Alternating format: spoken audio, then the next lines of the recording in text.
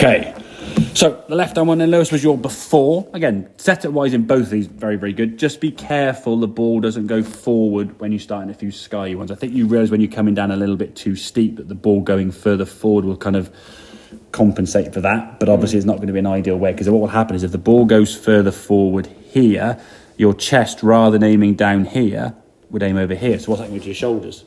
It's going to open your shoulders. And now trying to turn 90 degrees, you can't. So the further forward the ball gets, the less you're going to be able to rotate, okay? So the feeling you've got to try and have now in terms of your backswing position here, okay? This was your before. Turning, get to about here, kind of stop rotating, and now it's kind of a lift up with the arms and not really much of a sort of completed backswing there. Compare that now to this one, where same sort of takeaway now. Turn, right shoulder's going back, right shoulder keeps going back, and there's your backswing. So your hands have got further around this way. You can start seeing your right shoulder now. This has gone under your chin more. You've just moved yourself further, which is going to change your path into the golf ball. If you don't turn, and this can come from being nervous, first tee, haven't warmed up on the first tee, cold, playing me off for the winter. So tomorrow, those three things have got a pretty good chance to affect how much you can turn, yeah?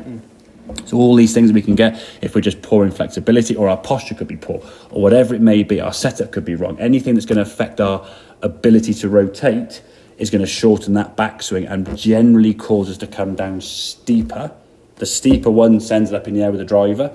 With the irons, you get away with it. That's all right with the iron. I'm not saying your iron swing is bad, but what you're doing now isn't going to be a negative outcome with your irons. You might lose a bit of yardage, but you know where they're going right now. Yeah. So I'm not going to change it, yeah? It's fine.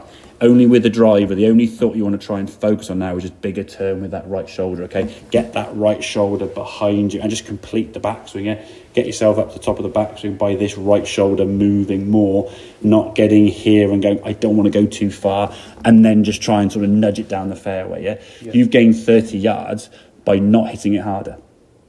Yeah. But you are hitting it harder because you're swinging it further and creating more power. So effectively, like your golf swing now is like an elastic band being pulled up to give more speed back. If your swing only goes to here, it's going to come back less. Yeah. So the more energy you create, the more speed at the bottom of the golf ball you're going to have. Yeah. And that's what we're going to try and get more of. Okay. So the more you can rotate as you come back to golf ball, you can unwind. There's a nice shift to the left side there. Your shoulders are moving down to the left side nicely. Back into impact. Good extension with the arms through.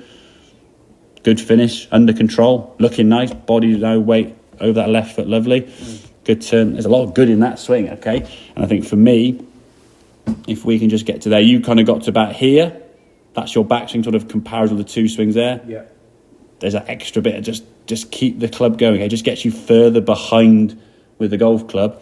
That just naturally changes your path to come more from a shallower, more kind of into square to in path, sort of 7 o'clock to target and then back round here, rather than kind of going out here and going that way to the left, over the top, steep and pulley. Because that path, if you're swinging it left, what would probably happen is, if you had the ball position there and you didn't complete your backswing, so you come down a bit steep, you'll sky it. Or you might pull it way to the left because you're going to be coming across the ball, okay? Yeah.